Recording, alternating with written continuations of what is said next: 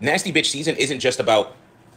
I mean, I guess I'm trying to define it here, but nasty bitch season isn't just, okay, we're all these little girls that are out there, or the young adult women that are out there, to adult women, which is like, the young adults that are 20s coming out of their teens, and then the older adult women are like, 25, 30, 35 and shit like that, right? So the adult women, all this shit is out here, and these chicks are like, all their shit is being revealed in terms of what they do, the games that they play, blah blah blah.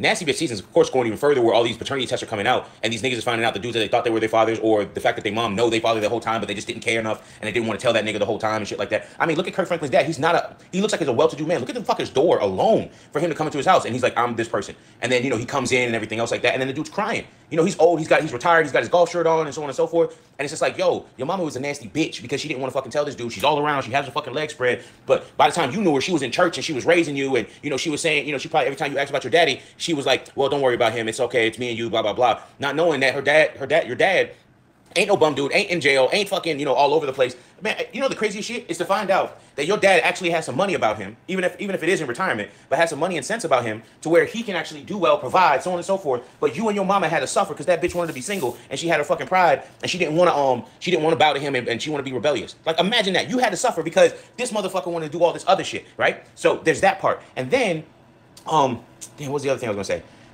And then you have then you have all the boys, all the young boys that are growing up to be adults now, and they're like, yo, I didn't have a father in my life at all, whether the mom knew or not.